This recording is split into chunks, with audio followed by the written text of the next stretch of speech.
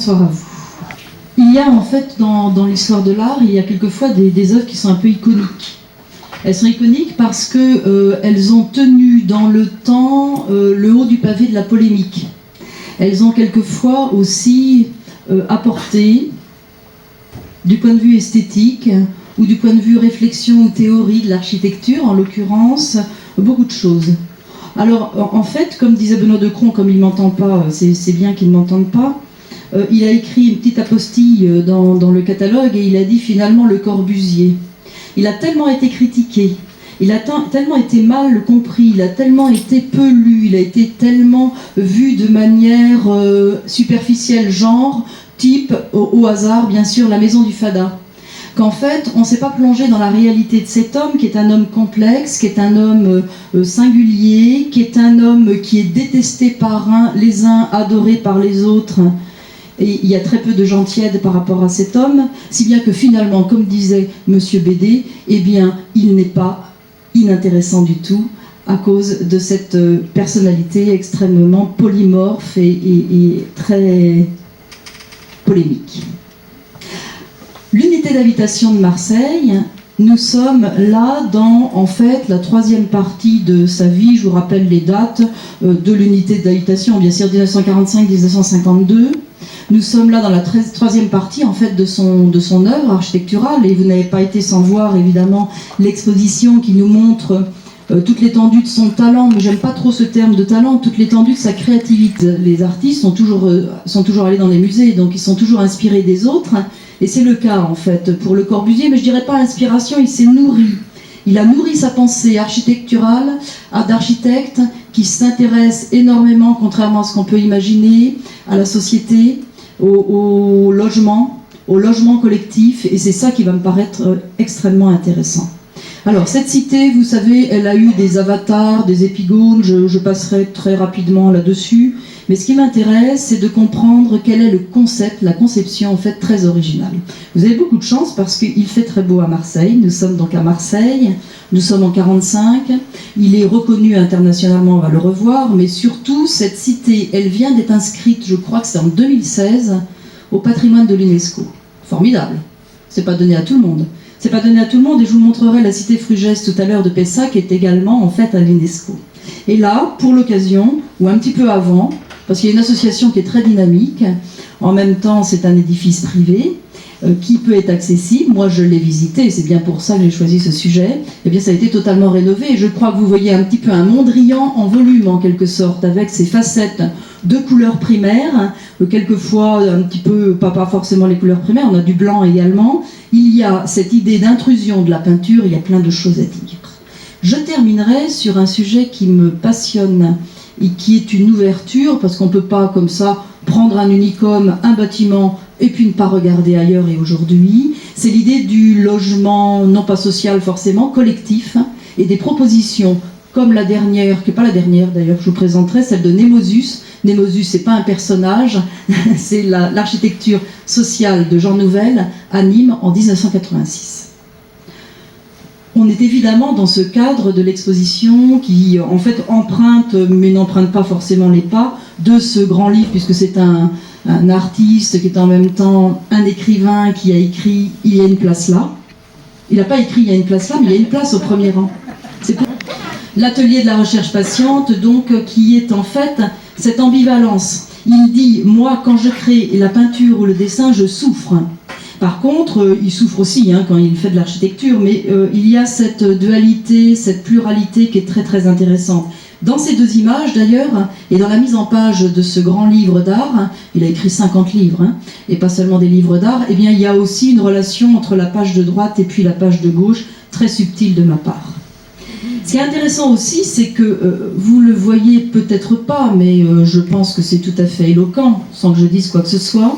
Il y a vraiment une communauté d'esprit entre la peinture lorsqu'il est peintre le matin, dessinateur aussi, et quand il collabore avec Joseph Savina, qui est un ébéniste d'une contrée chère, la Bretagne. Et vous le voyez, je crois, dans cette nature morte, et je crois que la photo est à l'envers. On peut la voir des deux côtés, vous avez vu l'exposition, donc vous avez vu cette nature morte en bas, qui nous montre déjà, en fait, une novation de l'architecture. C'est un petit peu à RCR Architecte a repris cette tradition de casquette, de porte-à-faux ici, que vous avez ici, cet élément très architectural qui investit l'espace, ces couleurs qui animent l'architecture. Et puis, quand je fais la visite, on me parle de glace à la vanille. C'est très amusant, mais moi je récupère tout. Après tout, moi je trouve c'est intéressant de regarder l'art et d'imaginer quoi que ce soit, c'est pas du tout le cas. Mais il y a une relation entre les couleurs de cette sculpture, entre les couleurs d'une de ses premières toiles puristes, à gauche, et puis avec les façades de l'habitation. Donc il faut le comprendre vraiment comme une sorte de polyvalence et de multiples formes d'expression. On peut créer le tableau comme une machine. Le tableau est un dispositif à émouvoir. Et moi j'ai envie de changer le terme. On peut créer de l'architecture comme une machine. Surtout, il utilise le terme de machine à habiter. Le tableau est un dispositif à émouvoir. L'architecture est une aventure, vous allez le voir. Et l'architecture est aussi un dispositif à émouvoir. Là, c'était l'introduction, qui n'est pas terminée.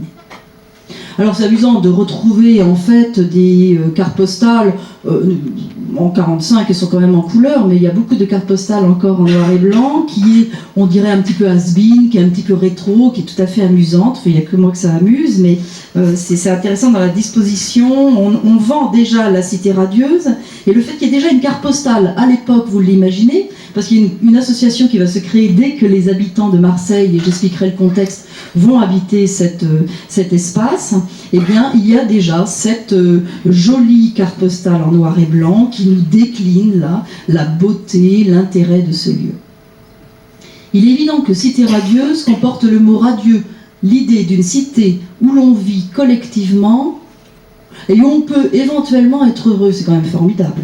Mais il y a surtout autre chose. Vous pensez à Vitruve de Léonard de Vinci, si je me souviens bien. N'est-ce pas ? Là, je voulais créer de l'interactivité. Je m'en souviens parfaitement.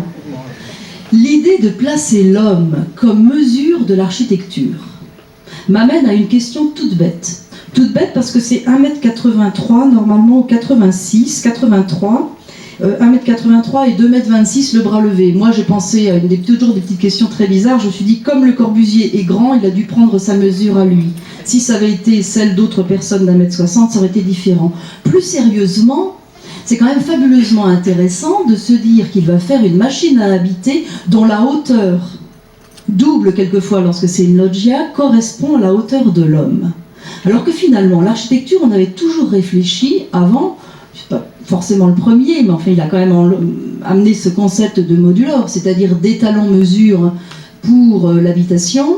On avait souvent réfléchi en fonction des aspects constructifs, en fonction du béton, en fonction aussi des politiques qui commandent l'architecture, parce que je crois qu'il y a quelque chose qu'il ne faut vraiment pas oublier, c'est que cette unité de Marseille, elle nous révèle un architecte, et je crois que l'architecte c'est le plus difficile des métiers d'art. Pourquoi ? Parce qu'il y a des contraintes techniques, des contraintes politiques. Là, cet unicum ici que vous voyez, on a l'impression qu'il est terriblement banal. Ça fait longtemps, nous, que nous voyons ce type de bar, et je dis le mot volontairement, on n'utilise pas le terme à l'époque, on en a partout, et lorsque vous avez cette vision ici, elle n'est pas exagérée, et c'est un bâtiment, il devait y avoir 8 bâtiments de ce type, il y en a eu un seul, d'où l'importance de l'isolat de cet espace, mais il est construit dans un lieu où on n'a absolument pas d'immeuble en hauteur. Alors attention, on est à Marseille, on est en 45, c'est pour loger les sinistrés de la guerre, et il prévoit 8 logements, et en fait 8 unités, il n'y en aura qu'une. Il y a un mot que je viens de jeter à peine, unité de grandeur conforme. Je vous l'expliquerai tout à l'heure. Et là, banalité, si... non, peut-être quand même une non-banalité sur la façade, alors ça marche pas, si ça marche ici, et puis la toiture. En tout cas, intéressant de voir que cette cité radieuse, pour nous, apparaît banale, mais en fait est extrêmement révolutionnaire. Alors, je vous la montre un petit peu dans son site. On a les montagnes, et je ne sais pas si parmi vous, vous avez déjà visité la cité radieuse. Vous allez vous précipiter, je sens, après ma sublime conférence.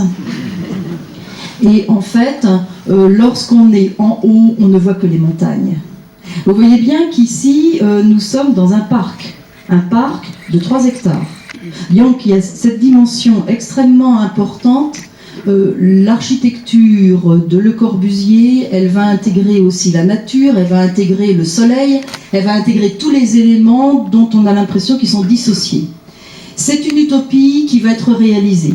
Et moi, je vous montrerai qu'il y a d'autres utopies qui ont été plus ou moins réalisées. Mais si on voit ici, je n'écris pas Marseille, on voit bien, en fait, et c'est pas une photo du tout exagérée, vous voyez bien l'unité de Marseille qui est à droite, il y a là, dans cet espace qui est pas loin du Prado, qui est pas loin du Vélodrome, eh bien on a là, en fait, un fait architectural, un geste architectural qui bouleversifie, c'est un mot qui n'existe pas, beaucoup plus que la façade de RCR Architectes, musée Soulages-Rodez.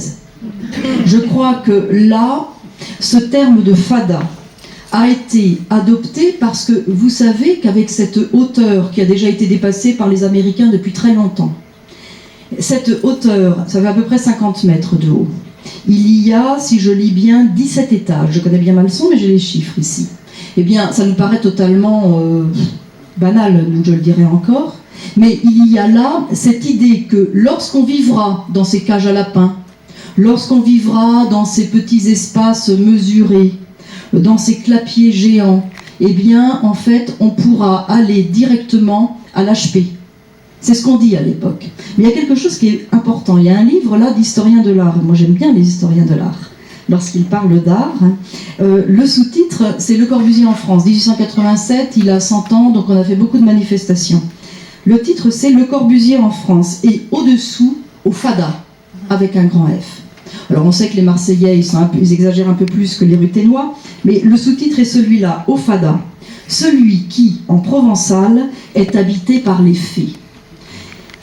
Les fées, ça veut peut-être dire zinzin à Marseille, mais ce qui m'intéresse, c'est qu'il va donner une part imaginaire, il va donner une part extrêmement émouvante, vous allez le voir, et c'est les fées qui lui ont donné cette impression. Alors, voilà par exemple la vue de cet unicum, alors qu'il va faire quelque chose à Moscou qu'on verra tout à l'heure, et je crois que vous percevez bien ici ce toit un peu bizarroïde. Il y a là une vision, je ne sais pas comment elle a été prise cette photo d'hélicoptère, je pense. Ce lieu maintenant est devenu un centre d'art contemporain, le gymnase d'en haut est devenu un centre d'art contemporain, et là c'est Jean-Pierre Reynaud qui a réalisé cette flèche géante. Donc vous voyez, par rapport aux immeubles derrière, quelque chose qui est unique. Beauté formelle, liberté formelle, et lorsque vous voyagez dans l'exposition, vous vous rendez bien compte qu'il y a des photographies d'architectes, d'architecture, et notamment la Villa Savoye, avec son escalier merveilleux. Il y a une liberté qu'on retrouve aussi dans les sculptures, c'est-à-dire qu'ici, avec cette vue un peu soleil couchant, qui est tout à fait séduisante, on a une forme totalement libre, alors qui nous rappelle un peu Mallet Stevens, avec cette partie supérieure un petit peu au-dessus. C'est en fait, je vous le dis, une cheminée d'aération.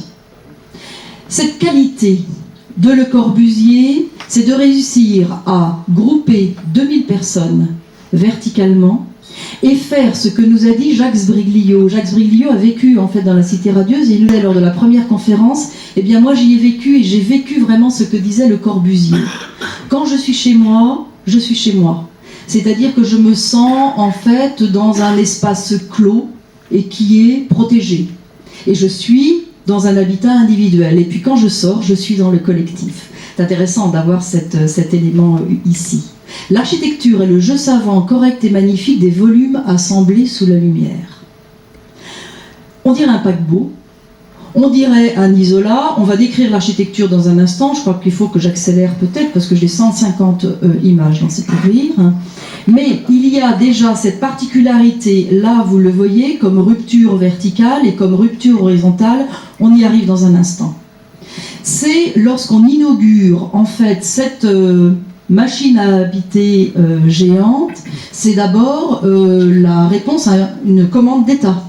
Raoul Dautry et Eugène Le Petit sont ministres du ministère de la Reconstruction, de l'urbanisme et de la reconstruction. Et donc cette commande d'État va être assez audacieuse. Il est certain, et vous le voyez bien, même si vous avez déjà assisté à des inaugurations, même si on se sourit, même si on ne s'aime pas, Je ne sais pas si le préfet aime Le Corbusier, il est derrière, hein, il ne peut pas lui sourire. Mais je veux dire, même si on se sourit, ça peut quelquefois correspondre à une amitié. Il y a vraiment une amitié entre Raoul Dautry, le premier qui est d'ailleurs le maire de Firminy, qui lui commandera une unité d'habitation, et puis Claudius Petit. Ce sont là des politiques audacieux, parce que s'ils n'avaient pas été là, jamais ça aurait été réalisé. Vous imaginez, sur le toit, ils étaient 700 personnes. C'est vrai, le 14 octobre 1952. Et 2000 à vivre à l'intérieur, un petit peu moins, 1600. J'aime bien finalement opposer et montrer ces deux images successivement parce que cet architecte qui est suisse, hein, je vous le rappelle, qui est né à La Chaux-de-Fonds, la ville de l'horlogerie, eh bien cet homme est arrivé en fait en 1917 en France, il est devenu français en 1930, mais il est connu. Il est connu, il est déçu. Il y a deux projets qui l'ont vraiment déçu. Il n'a pas de chance, la SDN à Genève et l'ONU à New York. Vous imaginez ? Il y a un petit lien entre les deux. Bon, mais c'est un homme public, c'est un homme polémique, c'est un homme qui a des lunettes, qui est toujours habillé de la même façon avec son nœud pape, mais surtout, c'est aussi un homme de la nature, et c'est un homme qui se retire à la fin de sa vie dans ce petit cabanon, où il va au début en vacances, et je ne suis pas la seule à aimer, n'est-ce pas Jean-Claude, pour ne pas te nommer, en fait, cette photographie formidable, qui nous montre qu'il y a aussi une part intime, et la peinture et l'exposition nous le montrent bien. Ce qui est étonnant, et je ne vais pas vous lire cette phrase, c'est que ce jeune homme, voulait tout faire, sauf architecte. Donc, on pourrait presque dire que c'est un autodidacte. Surtout que son professeur, Le Platénier, qui est un professeur de dessin, va lui apprendre les rudiments d'architecture et il lui dit « tu seras architecte ». Alors lui, Charles-Édouard Jeanneret, hein, c'est son premier nom. Il prend Le Corbusier en 1920 seulement comme nom, et bien répond la chose suivante, je ne sais plus du tout ce qu'il répond, il dit si, je veux être peintre. Et regardez comme il dit à la fin, il voulut faire de moi un architecte, j'avais horreur de l'architecture et des architectes, c'est bien parti, hein. J'avais 16 ans, c'est jeune, j'acceptais le verdict et j'obéis, je m'engageais comme dans l'armée, en fait, dans l'architecture. Cet homme, c'est un visionnaire. Cet homme, c'est un homme important, et j'aurais aimé, là je lui montrerai tout à l'heure, j'aurais aimé que Benoît Decron soit là pour voir cette œuvre. Alors André Beauchamp, c'est un petit peu l'art naïf en quelque sorte, qui a fait ce visage très très sérieux, très très imposant, et ce personnage en fait qui va marquer l'architecture. Cette cité, elle est tellement importante qu'elle va faire l'objet de visites célèbres, et là nous sommes en 1949, 1949, unité d'habitation, on entre à l'intérieur, on y reviendra tout à l'heure. Et sur le chantier, qui est là, vous l'avez repéré. À droite, pas du tout. À droite, Le Corbusier et à gauche, Picasso, bien sûr. Donc ça devient un lieu presque de pèlerinage alors qu'elle n'est pas tout à fait terminée. Il y a un caractère iconique, en quelque sorte, à moi de vous l'expliquer. Alors, on sourit avec des images, vous allez sourire tout à l'heure avec les enfants. Ce qui est intéressant, c'est que vraiment, il faut relier toute cette réalisation unique. Je pense que s'il y avait eu 8 habitations conformes, ça n'aurait pas du tout eu le même effet. Eh bien, à cette capacité en fait de créer de manière multiple. Vous avez là l'exemple de la paroi du pavillon suisse. Rappelez-vous, les Suisses, pavillon suisse universitaire. Rappelez-vous, les Suisses, lorsqu'ils ont vu ce pavillon, ils ont dit « il n'est plus suisse ». Enfin, c'est moi qui dis ça. Mais ils ont détesté véritablement ce pavillon. Mais c'est pour vous montrer toute la palette en fait de son art. Ce n'était que l'introduction. Donc ce qui va m'intéresser, c'est bien sûr de décrire l'originalité de cette cité verticale. Cité-jardin vertical. Donc novation architecturale, novation surtout conceptuelle, et c'est ça qui m'intéresse, et une autre manière de penser le collectif et l'habitat collectif. Ce concept, il est novateur. N'oubliez pas qu'il écrit beaucoup à côté, et que sa pensée, on peut la retrouver très clairement. Mais en fait, cette unité d'habitation, elle n'est absolument pas venue comme cela depuis 2-3 ans avant, pendant la guerre. Elle est venue bien plus tôt. Et c'est ça qui va être intéressant, c'est-à-dire que cette idée d'unité d'habitation conforme, il va l'avoir depuis très longtemps. Depuis très longtemps, cela l'habite. Vous savez qu'il a réalisé des œuvres qui s'appellent Taureau. Je ne sais pas si vous vous rappelez dans l'exposition. Je ne regarde pas parce que j'ai l'impression que certains ne sont même pas allés voir l'exposition. Alors ça, c'est très grave. Hein. Je ne regarde pas. Et en fait, taureau, il le dit, c'est lorsque je suis dans le Jura suisse et que je vois des bœufs passer tous les matins devant ma fenêtre. Alors, je ne vous donne pas l'explication parce qu'on n'est pas là pour ça. Mais c'est comme me disait monsieur Jacques Brigliot, c'est un terrien. Il aime la terre, il aime les gens, et c'est pas seulement le polémiste, c'est pas seulement ce grand homme un peu froid, extrêmement autoritaire, on va bien au-delà. Concept novateur, et notamment ce terme extrêmement important dans l'histoire de l'habitat, qui peut être individuel ou collectif, mais surtout collectif, cité-jardin verticale. Cité-jardin, vous savez ce que c'est qu'une cité-jardin? C'est en fait un petit peu le lotissement de Rodez où vous êtes né, où on a des habitations qui sont à la fois un peu semblables au départ, c'est un concept anglais, hein, depuis la fin du 19e, début 20e, qui est arrivé, c'est l'idée de lotissement en quelque sorte, mais avec des contraintes, avec une sorte de parenté esthétique, de pavillon en pavillon. C'est pas forcément une cité ouvrière, ça peut l'être, mais c'est en fait l'idée d'avoir une petite maison fonctionnelle, construite peut-être en périphérie, ça c'est pas le problème, ou en plein cœur, c'est plus rare, du centre, et surtout rationaliser les déplacements, avoir une rue de distribution, et puis en même temps, autre chose de très très important, des cages à lapins du coup, et c'est pas l'unité d'habitation, avec des lapins, je ne sais pas s'il y a des lapins, mais il y a de l'herbe, il y a des jardins, et il y a une sorte d'autosuffisance finalement de chacun. Révolution spatiale, révolution aussi parce qu'on va réfléchir, mais c'est assez rare, d'avoir des équipements collectifs. Donc cette cité, c'est une cité qui est évidemment à la périphérie, vous en avez sûrement, cité maintenant c'est un nom un peu, une connotation négative, vous en avez à la périphérie des villes, puisqu'il faut évidemment de l'espace. Ce que se dit celui qui réfléchit beaucoup quand même et qui s'appelle Jusqu'en vain Jeanneret, c'est qu'il veut faire la synthèse de deux modèles de développement urbain. Le voilà en train de réfléchir, j'adore la photo de gauche, parce qu'il y a du vent et c'est le Mistral. D'ailleurs, avec le Mistral, il va jouer avec le Mistral. Il va faire une façade nord qui est totalement fermée, c'est-à-dire qu'il va prendre en compte à la fois le soleil et puis en même temps l'air. Il veut synthétiser deux choses. Cette cité, en fait, jardin, quelquefois de maisons individuelles, qui sont quelquefois accolées, il retient le caractère individuel du logement, il retient l'idée, en fait, de nature. Le problème, c'est pas le problème, c'est que lui va vouloir épargner le sol, il va vouloir avoir ce jardin dans les étages. On le verra comment avec les loggias. Et puis il retient de la grande ville finalement la notion de densité humaine. Et cette densité humaine, c'est essayer verticalement, c'est pas lui qui va inventer ça, très très rapidement d'avoir une densité sur très peu d'espace. Et il va même, et vous le voyez un tout petit peu là, mais je le dirai tout à l'heure, je peux déjà le dire hein, si vous le souhaitez, des pilotis pour libérer l'espace. Architecte, urbaniste, plasticien, théoricien et polémiste, pas commode. Ce qui est intéressant, c'est le terme d'unité d'habitation conforme. Donc, je vous rappelle, c'est vraiment pour loger les sinistrés de Marseille. Au départ, ils étaient 6 000, il reste 6 000 à l'arrivée, mais ils ne vont pas pouvoir tous entrer, évidemment, dans ce lieu. Attention, nous ne sommes pas avec un logement social. Nous sommes là avec un logement de gens qui ont été sinistrés, c'est-à-dire leurs bâtiments, leurs habitations détruites. Donc, c'est un petit peu différent. Je crois que c'est important de le souligner.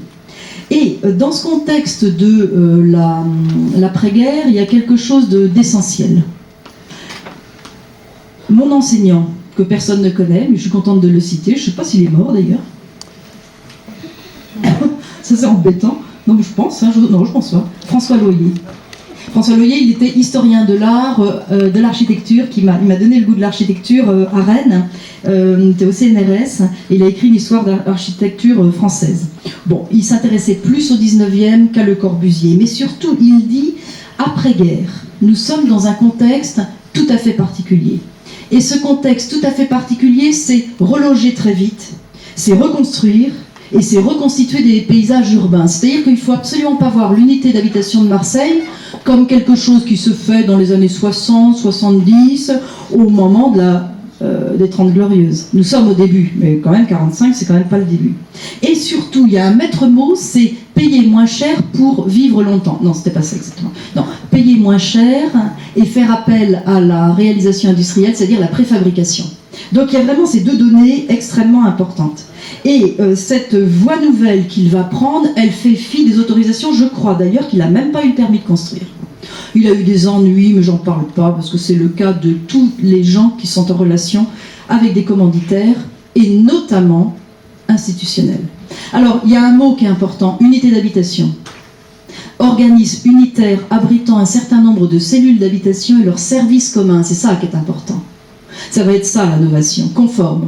Alors conforme, c'est difficile de se dire à quoi ça correspond, mais ça correspond à peu près, en fait, à une unité de mesure qui correspond aux équipements collectifs. C'est-à-dire qu'on ne pourra pas dépasser plus de 2000 personnes, c'est une équation et un peu quantitative, pour avoir un équipement collectif qui fonctionne et qui ne soit pas, en fait, trop important. Donc cet étalon mesure, c'est 2000 personnes.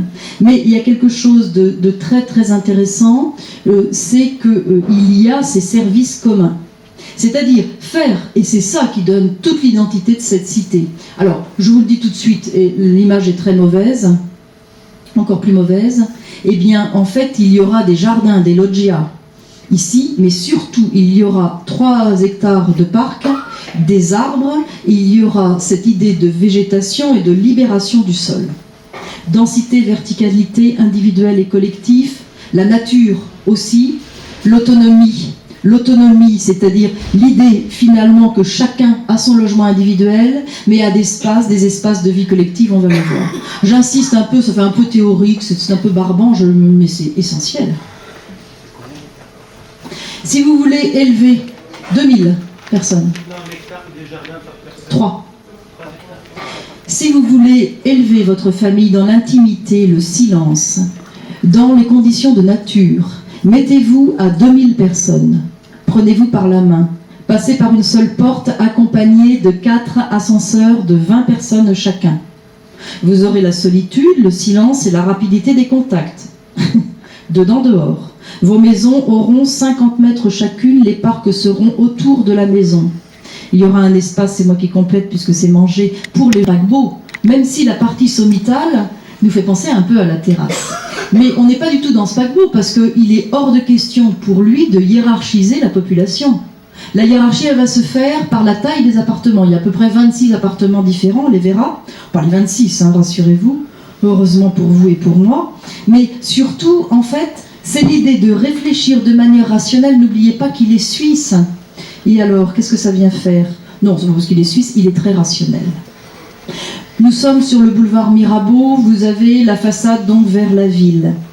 Le caractère impressionnant, c'est ce que j'ai vécu, c'est ce que tout le monde vit, surtout lorsqu'on n'a rien autour qui soit beaucoup plus haut que 20 mètres.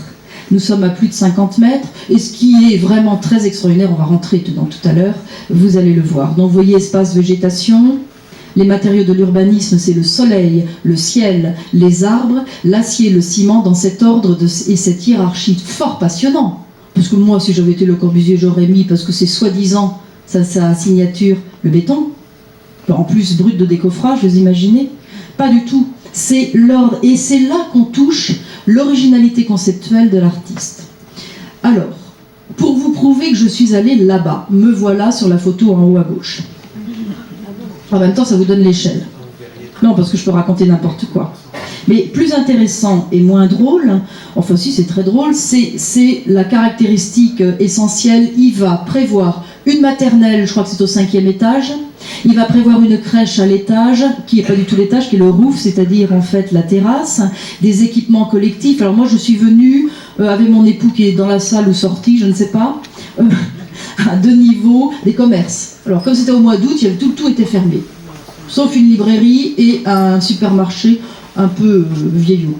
Mais surtout, intégrer finalement ce que vous aurez autour d'une cité plus tard, dans la verticalité. Il y aura un hôtel. Il y a même aujourd'hui, vous pouvez y aller, je ne vous donnerai pas le prix, une chambre d'hôte. Il y a même un architecte qui a investi un espace qui est traversant. Il y a un terme que les habitants vont utiliser, c'est le corbu. Et l'association, dit d'ailleurs Le Corbusier, se forme tout de suite parce que Alors c'est vrai que c'est habité plutôt, et personne ne se sera avisé, étant donné qu'on est à Rodez, par les bobos. Plus. Mais vous savez que sur le marché immobilier, il y avait un article du Monde du mois de janvier, le marché immobilier des années 50, ça marche fort. Alors, formidable cette terrasse. Formidable parce que c'est un espace, et ne vous endormez pas, c'est un espace en fait qui va être un lieu de loisirs, un lieu de théâtre, un lieu où on peut faire le marathon, enfin un peu, oui, si on peut courir, c'est fait pour ça. Il y a un gymnase, il y a un lieu où on peut se reposer, on peut se baigner, et il y a une crèche. Et vous avez sous les yeux 2 photographies. Une photographie avec une farandole charmante d'enfants des années 50, évidemment. Et puis en bas, les mêmes, qui ne sont pas du tout les mêmes, en face de l'autre côté du gymnase, où vous voyez, il intègre aussi de la céramique, c'est intéressant. Ici, eh bien, vous avez le centre d'art contemporain, qui était l'ancien gymnase de ce côté-là, et donc lié, qui a accueilli Buren, par exemple, et vous verrez un autre artiste tout à l'heure. Cette partie sommitale, elle est formidable. Est-ce que vous arrivez... Alors c'est encore moi là, hein. Je dois être en train de lire le livre qui est là, que j'ai acheté le jour même de Briglio, puisqu'il a écrit sur la cité radieuse, mais surtout vous avez un monsieur, je crois que c'est un monsieur au fond là. C'est très intéressant d'avoir cette échelle. En fait, quand vous êtes là, vous êtes dans un isolat. Vous ne voyez pas les habitations. Alors, c'est pour une histoire. Les questions après, si vous voulez. Hein. Autrement, moi, je perds le fil, et alors là, c'est fichu. Donc, on est dans un isolat, et c'est cette volonté aussi, quand même, de ne pas faire basculer les enfants de la crèche par-dessus bord. Hein. Ce sera embêtant. Mais c'est cette volonté d'être dans cet univers fermé et en même temps collectif. On peut jouer au théâtre. Alors, ici, vous avez donc la crèche avec une piscine, enfin une pataugeoire.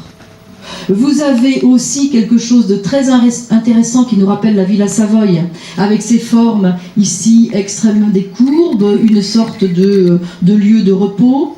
Et cette sorte de lieu de repos est tout à fait, finalement, dans cette idée d'associer le bien-être, la vie collective, étonnant de le mettre dans ce même espace. Et vous avez également, dont vous voyez la vue, je ne commente pas, voilà cet espace d'art contemporain, et Ora Iyo Ito. Ben voilà, ça doit être un japonais, je pense. Sûrement, je suis sûre. Le designer surdoué, enfin lisez, c'est pas moi qui ai écrit ça. Il a ouvert l'an dernier son MAMO, je trouve que c'est très modeste parce que ça fait référence au MoMA. Je trouve que c'est d'une simplicité affolante, ça. Hein, bon, bref. Et surtout, c'est un endroit qui est investi par les artistes. La cité radieuse, et notamment sa terrasse, devient un lieu vivant grâce à ses habitants en association. Et puis en même temps, grâce à cette continuité pour l'art contemporain, c'est tout à fait passionnant. Alors, espace de élément de ventilation, il y a une beauté. Il y a cette envie aussi de créer des formes qui sont soit géométriques ou extrêmement lyriques ou extrêmement poétiques, et ça n'abandonnera jamais le Corbusier.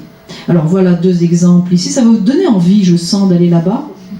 Mais en fait, je crois qu'il n'y a plus d'eau hein, maintenant. Moi, ça fait quelques années que je l'ai vu. Si, donc là, vous avez vraiment une perception. On est seul avec, sauf s'il y a 2-3 personnes. Fabuleux. Bon, quand on n'aime pas prendre l'ascenseur, ça pose problème quand même. Donc, autre image très intéressante, minimalisation d'un espace qui est un espace théâtral. On pense à Jean Vilar. Je pense que Jean Vilar est venu là. Je sais pas, il n'a pas fait une pièce. Hein. Mais ici, de théâtre, 3 marches. Tout est en béton, bien sûr. Et puis, cette scène. Tous les acteurs rêveraient de ça. Donc, quelque chose de vraiment innovant, mais surtout, et j'y arrive, qui est nourri par un travail de longue haleine, une réflexion théorique et une réalisation avec des insuccès.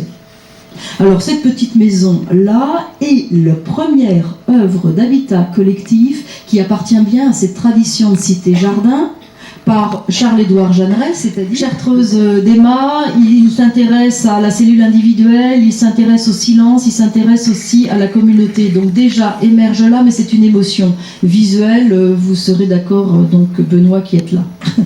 Alors c'est beaucoup moins sexy, mais passionnant. Parce qu'on a dit aussi que le Corbusier était un peu trop à droite, trop à gauche, on a pris pour un socialiste devenu fasciste et revenu, bon bref. On pourra parler de ça, mais c'est pas très intéressant.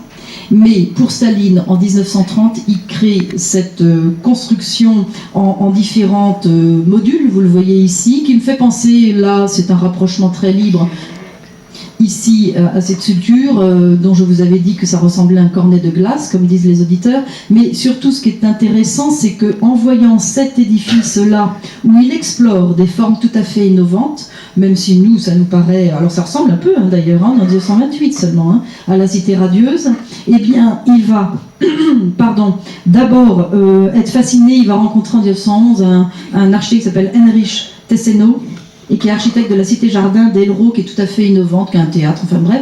Mais là, surtout, et elle n'est pas en bon état, cette maison commune à Moscou va vraiment le fasciner, être déterminante en fait par rapport à ses choix. Vous avez d'ailleurs, si vous regardez la dégradation de la façade, c'est maintenant un petit peu en meilleur état, mais surtout on a là vraiment une influence. Mais surtout ce qui est important et beaucoup plus agréable à voir, si vous lisez l'anglais aussi mal que moi, ça va poser problème. On a même un appartement penthouse, ça, hein, ici, de 53 mètres carrés, mais surtout beaucoup plus intéressant. On a une terrasse qui est un espace collectif, vous le voyez.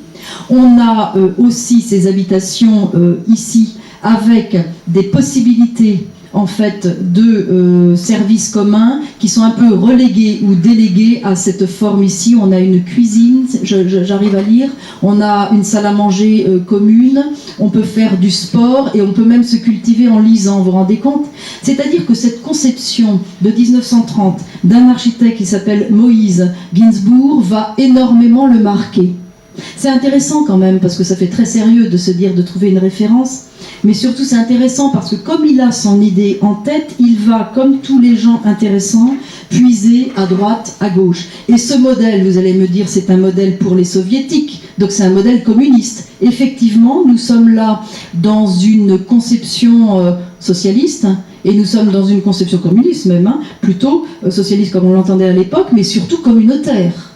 Ça ne veut pas dire qu'il n'a rien à... Vous poserez vos questions après, monsieur. Est-ce que ce n'est pas pour faire la fête Deuxième espace, donc vous voyez en fait cet espace commun à gauche ici, et puis regardez, on a l'impression d'être dans la Cité radieuse avec cette loggia ici. Il emprunte beaucoup à cet exemple qui le fascine. Je voudrais revenir un petit peu en arrière parce que cette réflexion sur l'habitat collectif, cette réflexion sur l'habité collectif, elle a une histoire. Ces cités ouvrières, alors il ne faut pas dire, évidemment, on n'est pas dans une cité ouvrière, dans l'unité d'habitation conforme à Marseille, mais nous sommes là avec des projets utopiques qui sont devenus réalité. À Arc-et-Senans, vous avez bien sûr reconnu tous, puisque ce n'est pas marqué, si c'est marqué, Claude Nicolas Ledoux, nous sommes au XVIIIe siècle. Alors attention, on est dans plutôt une pensée paternaliste aussi, autour de l'espace de production, l'espace de vie, l'espace commun. Mais quand on regarde les éléments et les analyses d'architectes, il y a toujours à la limite entre Ledoux et Le Corbusier. Ça fait un grand pas, mais il a regardé, il connaît ces éléments qui le fascinent, même si c'est plutôt l'élément productif qui nous intéresse. Par contre, il est allé à Lyon en 1911 et il a fait des dessins d'après des dessins de Tony Garnier. Et Tony Garnier va créer un grand ensemble au 19e siècle, un grand ensemble, une cité industrielle de 30 000 habitants. Alors on est dans un esprit hygiéniste, mais on est aussi dans cette réunion de tous les éléments économiques, sociaux, les éléments sociaux, les lieux d'équipement collectif. Il est évident que c'est aussi pour surveiller les ouvriers, bien sûr, mais bon... on laisse ça de côté. Ce qui est important, c'est cette conception globalisante. Ça le fascine aussi puisqu'il fait des dessins de cette cité. Très jolie d'ailleurs cette cité, ici, qui n'est simplement existante que par le papier. Par contre là, nous sommes dans le construit, nous sommes dans l'élévation, et on ne peut pas ne pas penser aux chers poils qu'on n'a plus chez nous, c'est pas très pratique, de Guise, c'est-à-dire de Godin, qu'on appelle les Godins d'ailleurs. Familistère. Alors là, on est plutôt dans l'esprit phalanstère qui vient de phalange, correspond à l'armée grecque, à certaines unités, à un nombre, et ces phalanstères, c'est Charles Fourier.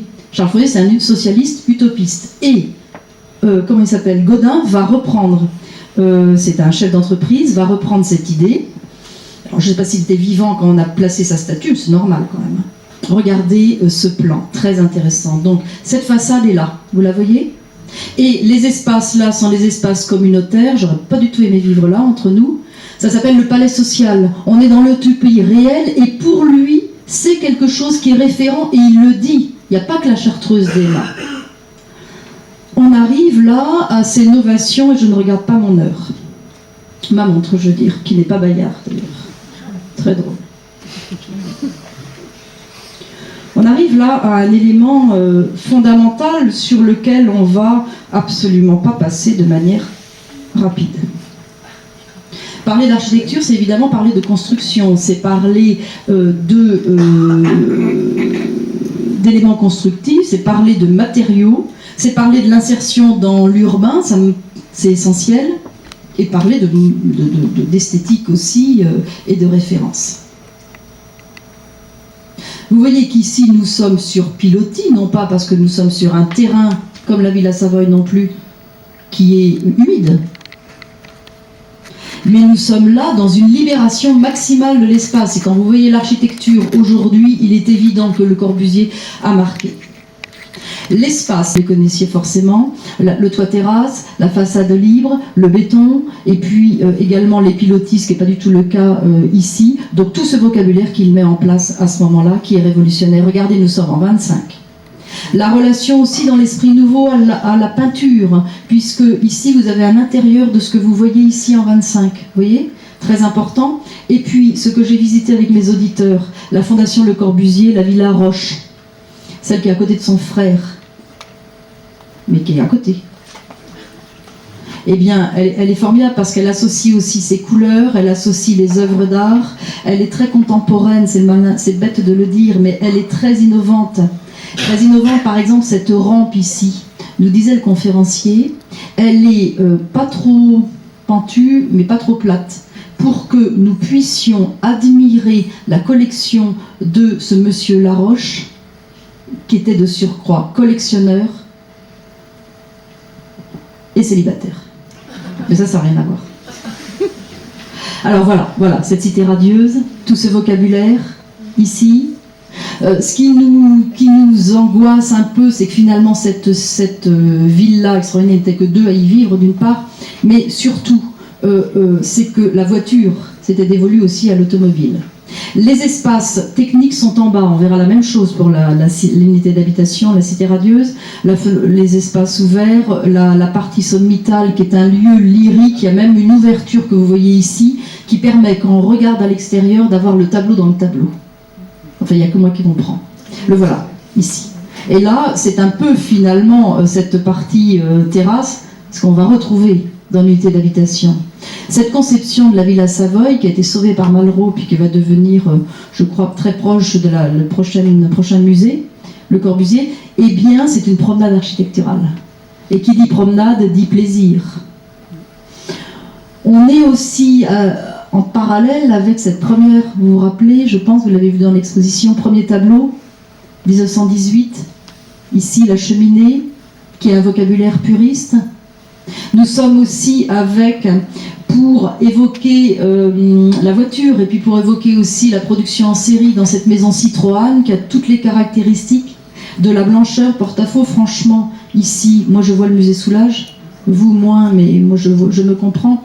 Je veux dire par là le porte-à-faux, le béton qui permet cela, et ce vocabulaire, ici, très intéressant. Nous revenons à cette lisibilité fonctionnelle. La lisibilité fonctionnelle, c'est aussi cet espace qui est ici, qui est libéré en bas, qui est ici, et on va mieux le voir là, qui est ici, et qui est le plateau technique en quelque sorte, vous voyez ? Tous ces éléments techniques sont dévolus ici, et là, ce sont les ascenseurs qui sont représentés ici, si je ne m'abuse. Alors, on arrive au mot que vous attendez tous. Il dit quelque chose de merveilleux. Alors, le brutalisme, c'est pas... Il dit, je suis pas du tout... J'accepte absolument pas ce mot, hein, enfin, absolument pas, je le réfute. C'est un mouvement quand même particulier de l'architecture. C'est brut de décoffrage, et il dit, je lis simplement la fin, je ne sais plus où c'est. J'ai fait du béton brut à Marseille, ça a révolutionné les gens, et j'ai fait naître un romantisme nouveau, c'est le romantisme du mal foutu. Brutaliste, il va dire, il y a une beauté. Et dans cette beauté, je vous lis simplement la dernière partie qui est fameuse. Il dit finalement, pour moi, s'il y a une esthétique, il y a une beauté. Et vous voyez comme on arrive à l'acier Corten un peu lointainement quand même. Quand vous regardez des hommes, des femmes, vous ne voyez donc pas qu'ils ont des rides, des verrues, le nez de travers, des accidents innombrables. Est-ce qu'il vous est arrivé de rencontrer dans votre promenade la Vénus de Médicis en chair et en os, l'Apollon du Belvédère? Les défauts, c'est humain, c'est nous-mêmes, c'est la vie de tous les jours. Ce qui importe, c'est de passer outre, c'est de vivre, c'est d'être intense, de tendre à un but élevé. Donc le petit défaut du béton, c'est quelque chose qui est éminemment humain, éminemment séduisant. Ce qui est intéressant aussi dans cette unité d'habitation, on va rentrer tout à l'heure, très rapidement on va ressortir, c'est en fait l'utilisation de la polychromie. Alors il va trouver une peinture qui est du mat oil, qui est une peinture industrielle, et regardez comme ici c'est tellement éloquent que j'ai rien à dire. C'est-à-dire que finalement, associé à ce mur, à la tourette de béton brut, il y a là cette part de poésie, il y a là cette part de dépassement de la fonctionnalité qui est soi-disant la seule qualité de l'architecture. Et la cathédrale que vous avez ici dans cette exposition. Je vous décline les façades. Là, on se souvient de Moscou. Il n'y a que moi qui me souviens, c'est normal, parce que j'ai vu la photo déjà plusieurs fois. Et on ne peut pas ne pas penser avec ces formes tout à fait libres à la ville de la Savoie, l'escalier, ou bien à cette peinture. Alors, j'utilise le mot casquette, c'est pas moi, c'est M. Sbriglio dans son livre. Une casquette ici architecturale, les pilotis, est-ce la peine de le dire? Et puis ce que vous avez, c'est que là, il y a aussi une innovation architecturale, mais surtout constructive. Le bouteiller est présent dans l'exposition. C'est cette rationalisation, c'est ce fait qu'il faut aussi utiliser le préfabriqué. On va donc construire les logements, et vous voyez qu'ici, on voit la montagne derrière, des logements qui vont être traversants, avec cette structure de béton. Et surtout, ça paraît très facile, comme un bouteiller, on va enfiler en quelque sorte les appartements qui sont déjà préfabriqués en usine et qui vont chacun, et vous le voyez bien par la couleur, à la fois d'un niveau seulement d'un côté et de deux niveaux de l'autre. C'est-à-dire cette idée de mezzanine ici et là, avec fondamental dans la rationalisation et la convivialité, parce que je n'ai pas prononcé le mot. Est-ce que vous voyez ces trous ici? Merci de me répondre. Merci. Merci Jean-Claude, c'est gentil. Est-ce que vous voyez là? Alors ça correspond à ce qu'on va appeler des rues, c'est-à-dire des couloirs de distribution qui sont larges comme 2 fois les couloirs de l'Université de Haute-Bretagne à Rennes. Pourquoi je dis ça? Parce que j'y ai fait mes études, c'est pour ça. Non, mais enfin bon, bref. C'est-à-dire un peu humaine. Et surtout, ces couloirs ne correspondent, existent tous les 3 étages. C'est-à-dire rationaliser les espaces, un gain de place, on va le voir. Et ce bouteiller, c'est donc l'association de l'industrie et de l'architecture qui sont quelquefois un peu dos à dos. Alors vous avez un autre exemple ici, là vous comprenez parfaitement. Un appartement supérieur, un appartement inférieur et l'emboîtement avec ces carrés roses ici qui correspondent aux rues, vous allez tout voir intérieurement. Donc il n'oublie pas en fait qu'il est constructeur. Vous savez qu'Auguste Perret n'était absolument pas architecte, il était ingénieur, constructeur. Autre système novateur, c'est qu'il y a une isolation phonique et thermique. Ceci dit, il y a eu plein de malfaçons. Alors là, vous avez une reproduction en fait de la cellule d'habitation qui est à la Cité de l'Architecture. Si la Cité de l'Architecture a construit à échelle 1 en fait cette cellule d'habitation, c'est que vraiment c'est une icône. Alors nous voilà enfin à l'intérieur, vous êtes rassurés, on va ressortir tout à l'heure.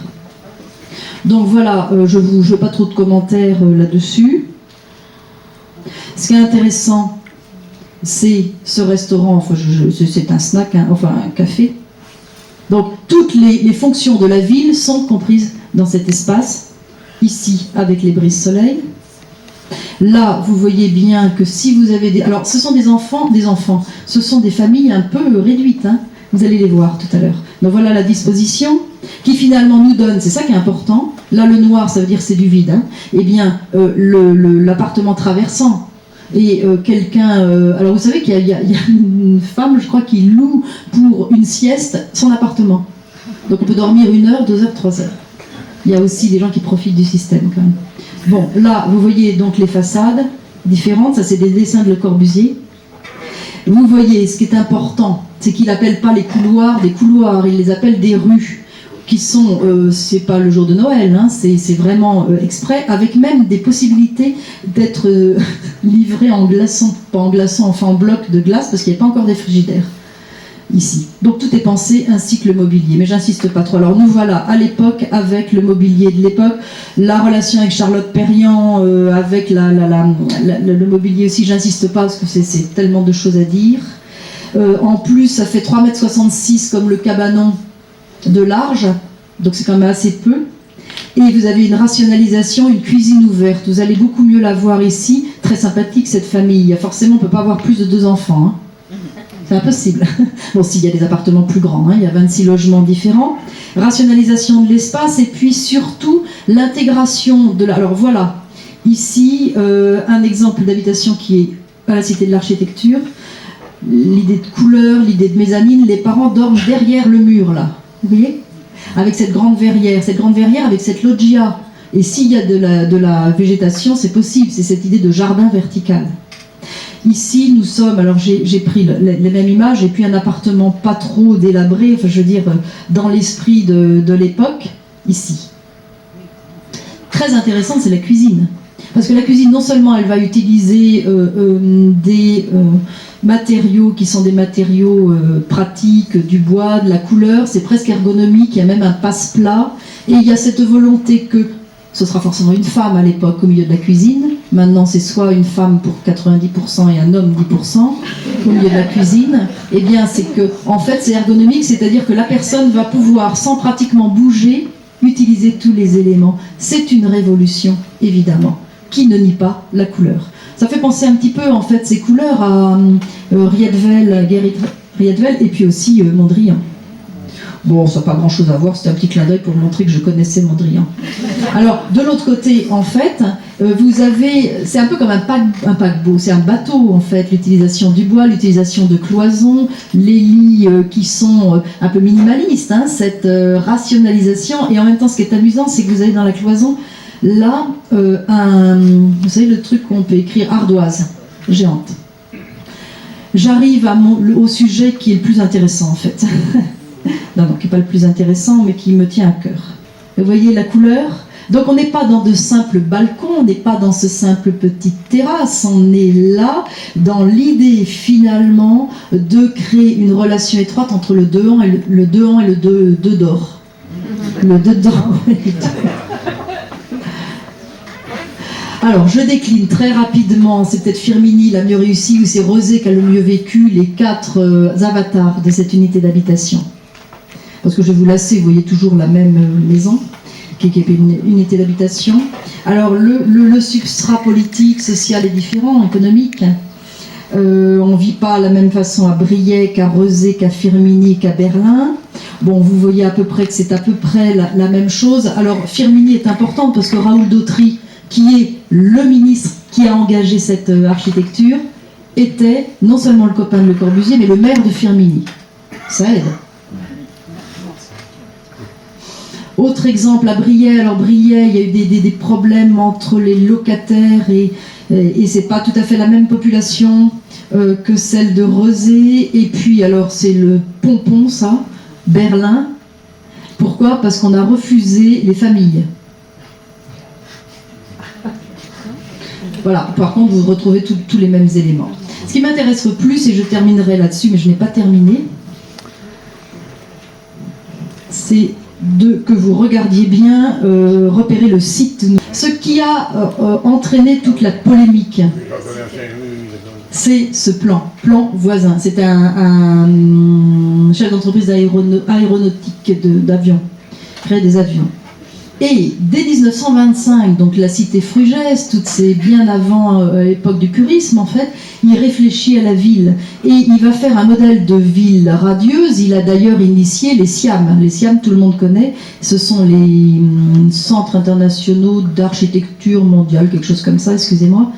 Et le plan voisin, là, va faire hérisser tous les...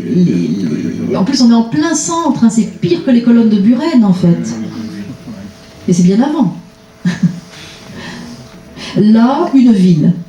À Redans, des immeubles à Redans d'habitation, d'autres habitations, des immeubles de bureaux aussi, pardon, surtout, et puis également des commerces, c'est-à-dire finalement une sorte de ville qui détruirait l'abord du loup. C'est pas qu'il a envie de détruire le patrimoine, c'est qu'il réfléchit, quand on est utopiste, on va créer la ville à l'intérieur de la ville. Et ce projet est vraiment extrêmement innovant parce qu'il répond vraiment à la ville radieuse. On est presque dans une simili. Central Business District, c'est-à-dire l'association de la fonction économique, de la fonction sociale, de la fonction d'habiter, de la fonction de vivre ensemble, de la fonction de se nourrir, de dormir, de manger, d'aller dans les musées, ça je ne sais pas. Mais en fait, cette charte d'Athènes, qui est créée, alors la charte d'Athènes, c'est, on en parle dès 33, mais c'est vraiment en 43, c'est lui qui l'initie principalement, et il repense complètement la ville. Donc vous imaginez l'unité, la cité radieuse de Marseille appartient à une réflexion qui date de plus de 30 ans. Et j'ouvre ma porte. La polémique est la suivante, et on peut la réfuter ou l'accepter, chacun ses avis, mais moi j'essaye d'étayer tout cela. En 1972, on a dit on passe en fait dans le postmodernisme. Terminé. Modernisme avant, dont Mies van der Rohe est l'un des épigones, enfin bref. Cette photo, elle est historique, parce que le fait de détruire à Saint-Louis, c'est aux États-Unis, cette barre, le 15 juillet 72 à 15h32, et pas 33, attention, eh bien, c'est en fait l'image de la destruction de ces soi-disant habitats depuis 1945 qui sont tous pareils. Moi, je crois qu'il faut mettre Le Corbusier. Tout ce que je vous ai dit, c'était une pensée architecturale. Et les années 60, on a évidemment, à cause de l'augmentation de la population, les 30 glorieuses, la nécessité d'habiter, l'exode rural, tous ces éléments, on ne va pas y revenir, créé à la va-vite des immeubles.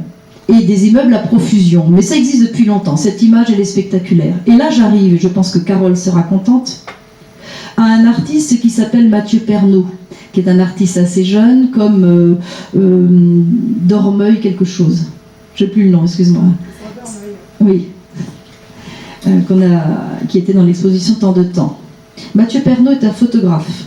Mathieu Pernaut va prendre en photo les implosions des immeubles. Alors c'est à Mantes-la-Jolie. Et cette implosion est un événement, mais il va en faire une œuvre et une réflexion. Il va reprendre les cartes postales. Alors là, je laisse Sarcelles et la Sarcellite. Je vais à Mantes-la-Jolie. Voilà ce que fait Mathieu Pernaut. Il reprend des cartes postales à l'ancienne. Il va même prendre des cartes postales et, dans son exposition, évoquer le petit texte qui est derrière la carte postale et qui dit « Nous vivons bien ici, nous avons tout est propre, nous avons les toilettes dans notre appartement ». C'est-à-dire, finalement, cette joie, ce caractère radieux des habitants qui transparaît. Et dans cette image qui est colorisée, enfin qui n'est pas colorisée, qui est chromo, eh bien on a vraiment l'impression que tout est à sa place, qu'il y a dans cette prise de vue, avec les éléments collectifs que vous avez ici, une sorte, non pas d'idéalisation, mais de représentation d'un vécu qui est bien vécu. Vous voyez pas du tout ce que je veux dire, mais moi je vois. Et sa réflexion, c'est... alors, j'ai oublié une image. C'est aussi de garder des photographies, ou de prendre des anciennes photographies d'époque qu'ont fait les habitants, un peu floutées pour les gens, pour finalement dire oui, c'est peut-être bien la destruction, mais c'était pas si mal que ça. C'était beaucoup plus complexe que ça. Bon, bref. Alors, évidemment, la sarcellite, c'est le mot qu'on va utiliser, hein, c'est pas moi qui invente des mots, je n'oserais jamais. Dans les années 60, c'est-à-dire la condensation là, et je repense à Jacques Sbriglio qui disait en fait, c'est pas trop le problème de ces immeubles, parce que c'est peut-être quelquefois il y a des malfaçons, bien sûr, hein, ça a été fait à la va-vite. C'est peut-être la densité, mais c'est surtout presque peut-être des problèmes économiques avant d'être, ou sociaux, avant d'être des problèmes architecturaux. Moi, je laisse la porte ouverte, on ne va pas débattre jusqu'à 11h ce soir. Hein. Mais là, vous voyez tous ces éléments. Et comme l'architecture, elle doit porter l'esthétique, on estime qu'il y a un coup porté. Par contre, ce qui m'intéresse, moi, c'est ça. C'est-à-dire, en fait, la réalisation par Marcel Lotz dans les années 1930-1933 à Drancy, connu de funeste mémoire comme lieu. Il y a ces immeubles qui sont réalisés. Et regardez ce que vous avez à côté sur la photo. Là, vous avez une paupérisation de l'espace urbain avec des petites bicoques malsaines. C'est pas pour être dans un esprit hygiéniste, mais il y a là les deux mondes. Le monde nouveau, le monde d'hier, et il n'y a pas forcément une antinomie, il n'y a pas forcément le monde d'avant était beau et le monde d'hier, ce sont des barres. Vous comprenez bien, quand je sens que je suis un peu pressée parce que je vous sens là, présent, hélas, là. Eh bien, en fait, ici, cette muette a été presque salvatrice, ici. Mais Le Corbusier, le pauvre, il y est pour rien. Alors, autre innovation et quelques exemples sur le logement social sur lequel j'avais travaillé. Gérard Grandval. Alors, les immeubles, comme ils ont paru extrêmement novateurs du point de vue architectural, esthétique, il y avait aussi un petit peu de malfaçon. On a aussi une pensée à Créteil ici, en 1969-74, une pensée qui est esthétique, une pensée qui est l'individuel et le collectif, les équipements, c'est-à-dire cette cité verticale qui s'est écroulée, qui est toujours debout, je veux dire par là que toutes les propositions conceptuelles de Le Corbusier sont présentes là, bien sûr, mais surtout l'originalité en fait de ces balcons. Le fait de appeler Le Corbusier Corbus, ça veut dire qu'on l'a adopté. Le fait d'appeler ces immeubles de Grandval les choux, c'est chou-fleur. Je ne sais pas si c'est chou-fleur, si c'est chou-fleur, parce qu'on a une vue sur Paris formidable. On est sur un coteau. Et là, vraiment, cette conception ici a été extrêmement bien vécue. Et on est là dans l'ensemble des grandes terres qui est historiquement marqué également et totalement contemporain ou un petit peu plus récent que notre unité d'habitation de Marseille. Ouverture vers l'aujourd'hui. Finalement, ça correspond bien à l'esprit. Là, nous sommes à Champigny-sur-Marne en 2012. C'est presque finalement la métaphore de Le Corbusier. Pourquoi ? Parce qu'on a une barre d'unité d'habitation à cet endroit-là. Et on a entre les deux, avec quelque chose qui n'est pas esthétisant à mort, quand même, je le dis, qui n'est pas aussi peu sexy que le Centre Soyouz de Moscou. Mais il y a là, finalement, l'association de l'individuel et du collectif. L'originalité, c'est le moins qu'on puisse dire. C'est vrai que si vous avez votre chambre de ce côté-là, moi, je ne dormirai pas. Hein. Mais, en tout cas, une invention d'autres choses qui iront justement avec là-bas. Alors, nous entrons là dans ce domaine du logement social. J'ai visité ce lieu quand j'ai fait un voyage culturel donc avec mes auditeurs à Nîmes. La grande surprise que vous avez, c'est que là, vous vous dites, bon, c'est un peu comme la fondation Vuitton, la voit d'un peu loin, surtout qu'on est perché. En fait, c'est engoncé complètement dans un quartier et on a très peu de recul. Et c'est un quartier éminemment populaire, un quartier de petites maisons. Et donc, on n'a pas de recul. Le geste de Jean Nouvel, ce n'est pas seulement pour dire « je suis Jean Nouvel ». C'était, en fait, Némosus, ça vient de Nîmes. C'était faire 2 paquebots. Du coup, on est dans des paquebots qui sont de longueurs différentes avec des choses intéressantes. Intéressantes parce que, en fait, l'appartement habitat social est plus large que d'habitude, est plus grand. Superficie augmentée. Deuxième élément, vous voyez que la structure métallique et les coursives nous montrent que le jardin ou la loggia, et vous ne le voyez pas du tout en fait, donc là vous le voyez bien, regardez comme c'est formidable faire du roller. Ici, est extrêmement large, comme si c'était finalement un peu la rue de Le Corbusier qui était transposée ici, et une conception du logement social extrêmement innovante. Alors moi je me pose la question, parce que certains, en dehors de la salle bien sûr, se disent pourquoi faire un aussi beau bâtiment dans un quartier populaire ? Mais innovation, réflexion sur le choix total des habitants aussi, de meubler sans contrainte, de faire ce qu'ils veulent en fait de leur espace. Alors, très étonnant. Nous sommes en 1924 en haut, nous sommes en 2005 en bas. C'est Frugès, vous vous souvenez, à gauche. Avec tout ce vocabulaire puriste sur lequel je n'insiste pas. Maison Frugès là. Nous sommes en 1924 également. Et j'ai trouvé dans mes recherches sur le logement social ce qui n'est pas exactement le cas ici. Ces habitations. Alors, vous allez être content, Benoît, puisqu'il est japonais. Shigeru Ban, il est l'architecte du Pompidou-Metz. Très belle architecture. Et Jean de Gastine est aussi l'architecte du musée Pompidou-Metz. Et là, on a vraiment l'impression d'un copier-coller, excusez-moi de ces expressions John, des couleurs, un toit terrasse, la possibilité de faire pousser 3 haricots, la dévotion à la voiture aussi ici. Franchement, vous ne trouvez pas que ça se ressemble? Alors ça veut dire que Shigeru Ban, il pique? Non, je crois qu'il y a une autre donnée très importante. Pourquoi ne pas reprendre? C'est pas du copier-coller de Le Corbusier. Il y a l'écologie, il y a les matériaux qui sont des matériaux durables, comme on dit. Il y a la réflexion de tous ces éléments qui sont absolument pas intégrés sur la terrasse. Il faut dire qu'à Bordeaux, il fait pas très beau, mais la terrasse qui ne prend pas en compte ces éléments. Mais il y a un parallélisme étonnant. Pour revenir à notre cité radieuse, à la mesure de l'homme, donc entité tout à fait originale, esthétiquement bien sûr, mais surtout pas trop esthétiquement on va dire, et surtout conceptuelle. Quand on évoque l'architecture du XXe siècle, un nom s'impose immédiatement à l'esprit, celui de Le Corbusier, le théoricien de la ville moderne, le propagandiste opiniâtre et radical, le père des cités radieuses, serait oublié s'il n'avait été un immense créateur d'architecture, celui qui a établi de façon éclatante une union entre la pure raison technique, l'émotion des formes et des matières, le don d'inventer des espaces nouveaux et un lyrisme très personnel. Le Corbusier symbolise la rencontre entre deux passions, celle de l'ordre et de l'émotion. La maison du Fada, on la met dans un tiroir. Je vous remercie.